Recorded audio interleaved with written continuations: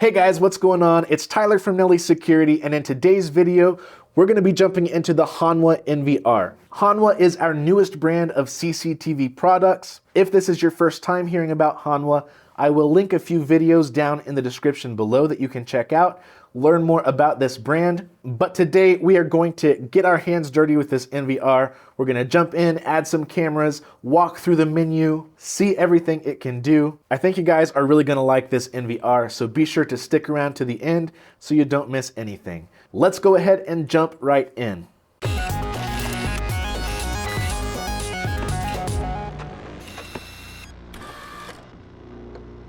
I'm here with the Hanwha Wisenet 8-channel NVR. We're going to go ahead and get this thing set up, and we're going to check out the menus.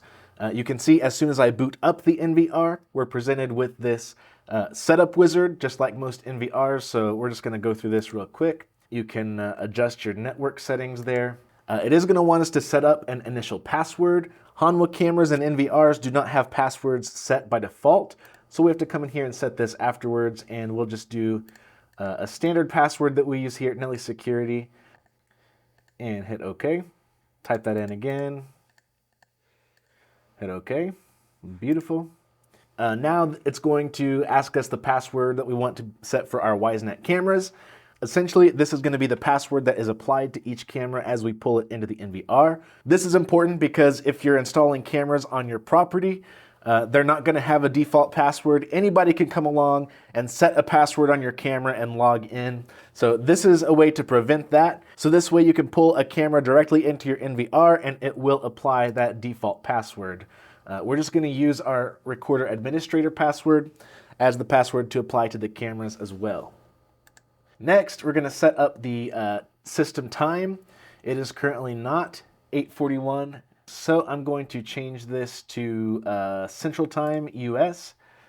Is it currently 2:41 p.m.? Yes, it is. Perfect. Set the screen resolution of the monitor. We're just going to say, yes, we will take the recommended resolution. And there we go. Apply it. Yes. Now you can see the screen fills the whole monitor. Before it was a smaller ratio. So we got that fixed. And we're good to go. The next step of the setup wizard is adding cameras, which we're going to do in a minute. I'm not actually going to do that from the setup wizard. And select split mode. This looks great. Now this is the QR code for your P2P address. This is how you can scan this with the Wisenet app so that you can access your cameras. Again, we're going to take care of this later. Actually, Matt made another video about this, which I will leave linked in the description below, so you can check that out as well. And here we are. Once we get through that setup wizard, this is the screen that we're met with. It's our live view. Obviously, we don't have any cameras right now, and we'll take another look at this screen once we do have some cameras to play with. But for the most part, this is a pretty standard live view screen. Over here on the left side, we have a list of our cameras. We also have a list of our saved layouts if we have any. Across the top, we have 3 tabs, which will take us from the live view, which is the view we're currently in, to the search view, which is the playback menu, and then to the setup menu. Over on the top right corner of the screen, we have our timestamp. We have this little icon here that if we click this, it will turn off any alarms or beeps coming from the NVR itself. So that can be super useful if your NVR is just sitting there beeping over and over again. You can click this button to clear out that alarm message. We have our admin bar here, which we can log out, we can restart, shut down, pretty standard stuff. This button, if we scan this QR code, it takes us to the manual for the NVR, so we always are just one click away from a full manual if we get stuck and need some assistance.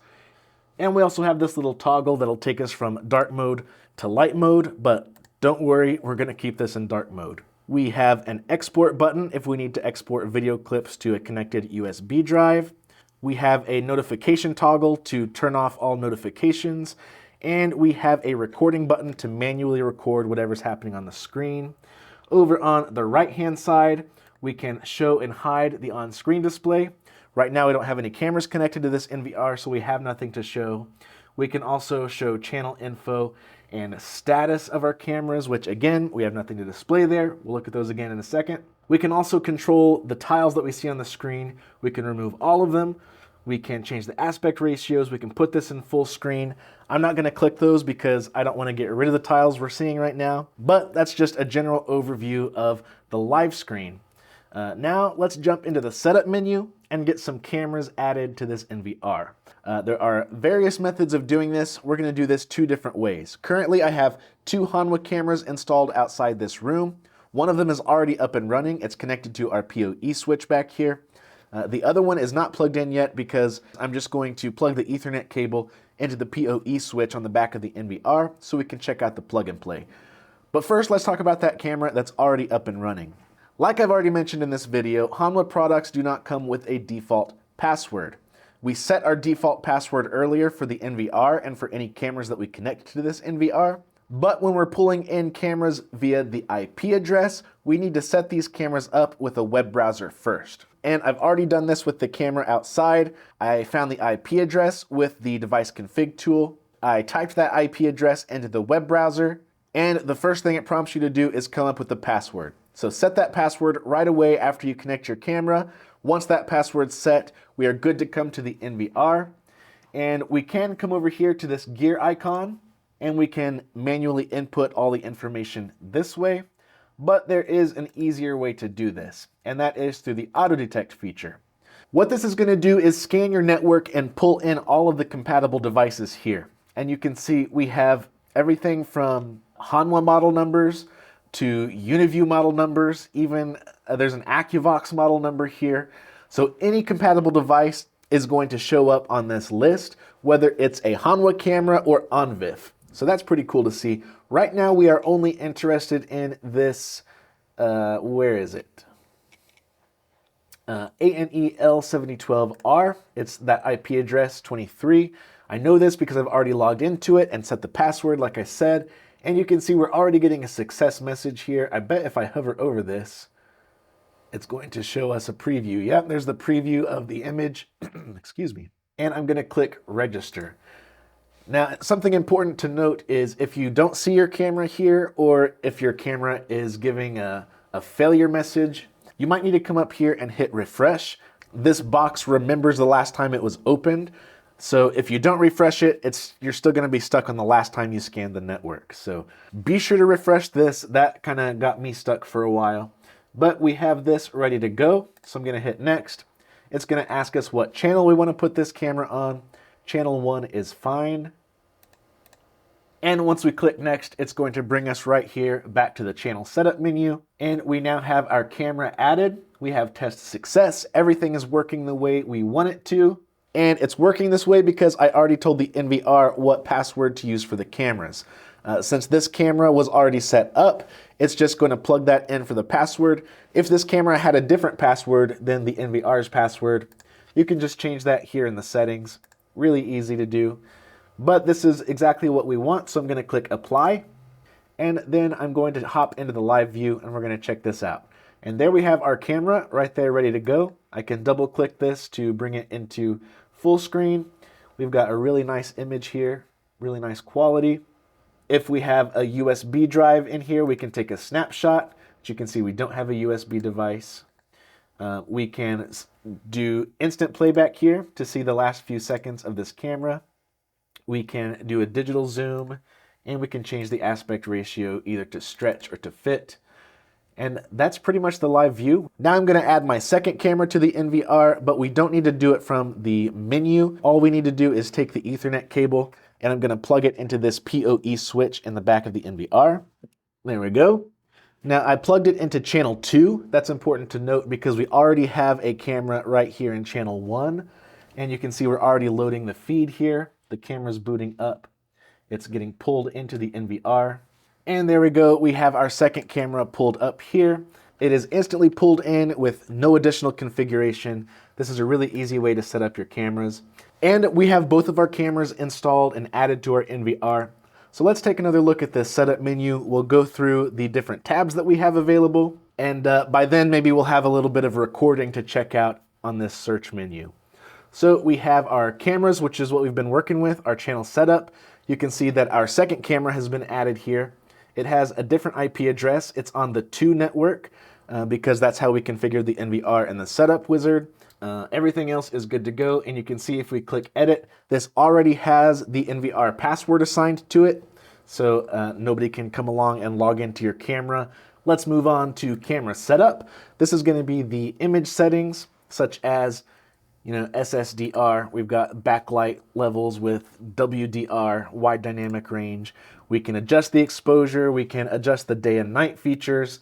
What is special? Oh, we got some defogging here. Doesn't look like it's available on this camera though.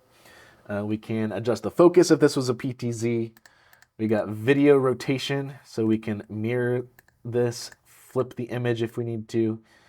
We have hallway view here, so you can select the angle. No, we don't want to restart the camera, but that's for your corridor view. We can add a privacy area up to 6, and we can do this for both cameras. Pretty much what you'd expect to see on an NVR. We have profile setup. This is going to be the recording profile for our cameras.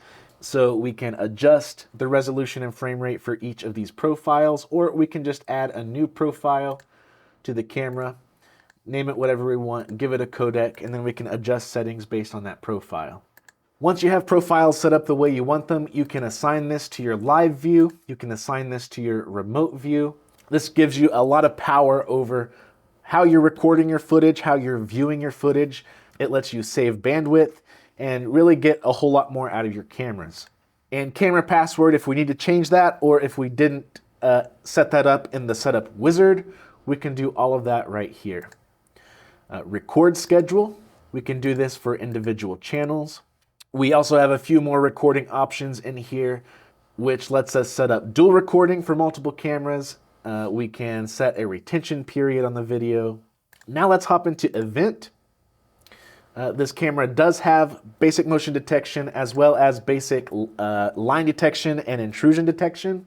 This isn't AI powered, so it's not going to be able to tell the difference between, say, a human or a vehicle. So if I click add here by virtual line, I can click on the screen, drag out my line. I can clear out the area by clicking area initialization. We can adjust the sensitivity. You can adjust the object sizes, which is how you can filter out movement that you don't want to see. If you're getting small animals crossing your line and triggering events, you can adjust the minimum size to be whatever you want it to be. So that's kind of how you can make these events a little bit smarter. We can put this on a schedule, or we can set it up always. Just really standard intelligent events.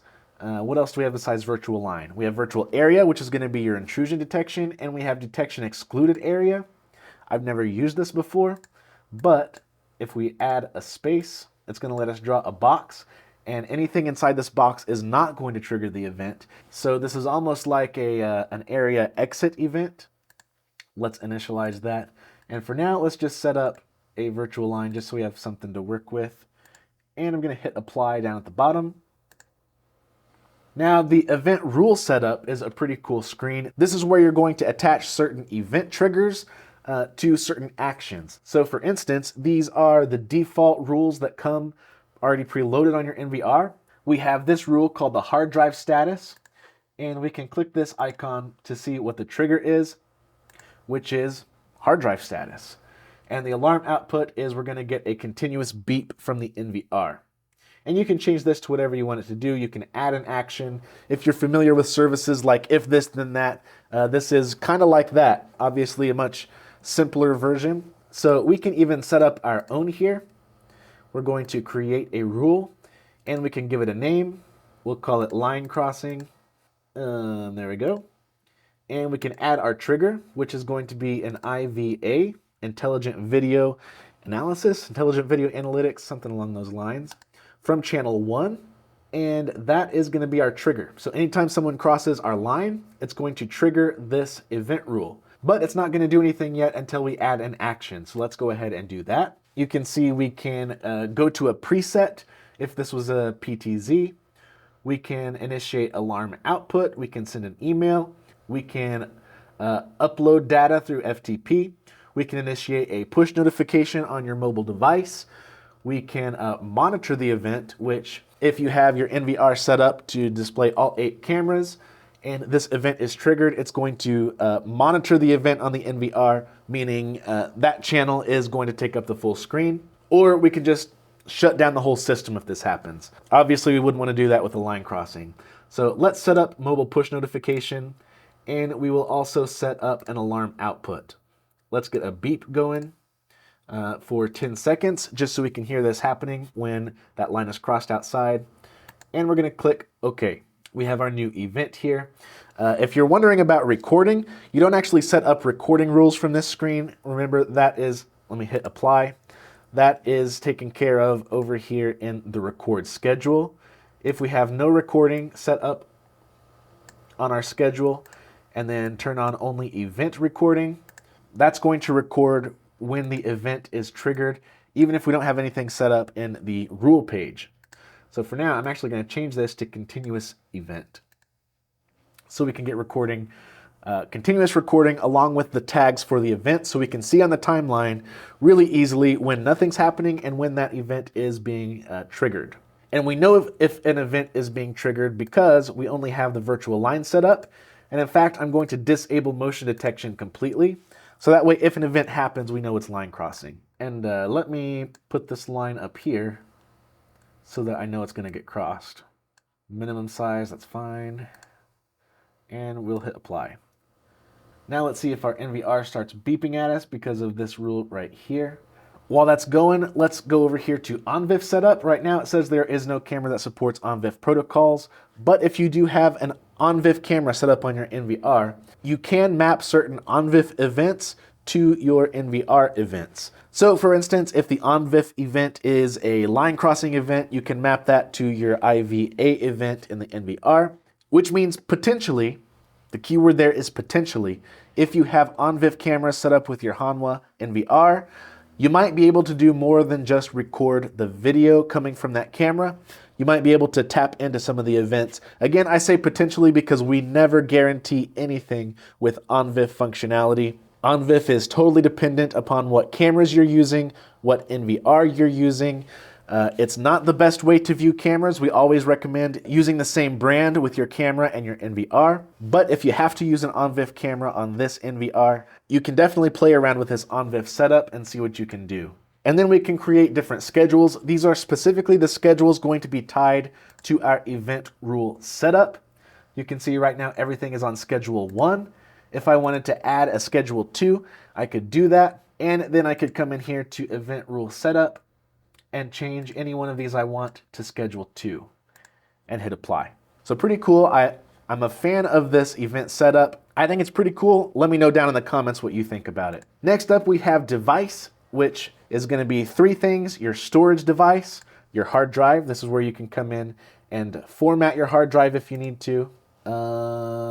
This is going to show you a menu. I don't know what any of this means. I see a lot of good statuses, so I guess that's a good thing. If you know what this means, great. It's here available to you. You also have your monitor settings here where you can change the resolution. You can set up the OSD. Next up, we have text devices. I don't know what a text device is. If you have a text device that you need plugged into your NVR, great, you have that functionality here. Network, I'm not going to go through this because it's all the standard network settings that you would expect to see. We can change the IP address. We can change the port. And in fact, for the network, okay, good, it's already on manual. If this was on DHCP, I would want to change this to manual. And for my cameras, I also want them to be manual just so the IP addresses aren't switching around all the time. And you have all of these other network options as well. Finally, our last tab is system. We've got date, time, and language, self-explanatory stuff. We've got user management, so we can add new users. We can restrict the users to what they're able to access. We have system management, which is how you can come in here and, you can go to settings to default your device.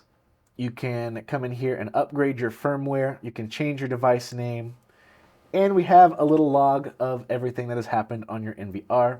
A pretty simple menu system. Everything's easy to find, and it goes pretty in depth, which is nice to see, especially for this A-series product line, since it is a little more geared toward user-friendliness and entry-level users. It's nice to see that the NVR menu is pretty accessible and easy to use, but it still has plenty of features to make the power users happy. I haven't heard any beeping yet, so let me go check on the event setup. This is channel 1. We have IVA enabled with a virtual line. It might be that the object size is just too small. Those cars out there, so let me draw a really tiny object size. Oh, it won't let me draw one that tiny. Okay, well, here's what I'm going to do. I'm going to go out there and cross that line to see if I can get the NVR to start beeping at me. And actually, I'm going to do something else. This is going to be really annoying. Don't do this in a real life scenario. This is just for testing purposes. What I want to do is come in here into Event Rule Setup. And instead of beeping for 10 seconds, I want this to just beep forever. Okay? And the only reason I'm doing that is because I want to push this button up here to silence all notifications, and I want to see if that works. So I'm going to go across that line, see if I can get my NVR beeping. I will be right back.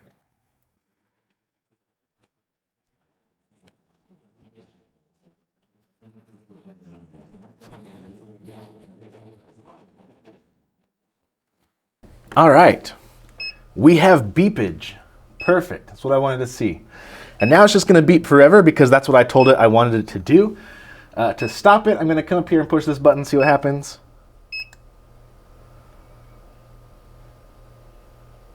Nothing. Beautiful. I love it when things just work, you know what I mean? Now I'm going to go turn that off because that's going to drive me crazy. So event rule setup. I'm out of breath now. We are going to change this just to a mobile push notification and nothing else. Click OK, and we're good. So that is that. Let's come into the search menu and see if that tagged our event. And it sure did. We have continuous recording, and then right there it switches to crossing. So here it is, ready? Oh, there it is. Line cross detection, beautiful. NVR starts beeping. I get a push notification on my mobile device. And there I go again, just for good measure. And you can see I had like a tiny split second of continuous, and then it goes right back into crossing. Great, I love seeing that. And so this is just your normal playback menu, right? You can come in here and search for whatever day you're looking for. You can change the layout of your cameras. You can add new cameras. And that's the Hanwha A series 8-channel NVR. You've seen pretty much everything there is to see on this device. It's pretty much the same for the 4-channel and the 16-channel. The obvious difference with the 16-channel being you have 2 hard drives instead of 1. Everything else is the same. Again, let me know down in the comments below what you think about this NVR and what you think about Hanwha products in general. We would love to hear your thoughts, especially as we are considering expanding the Hanwha line, bringing on different product series.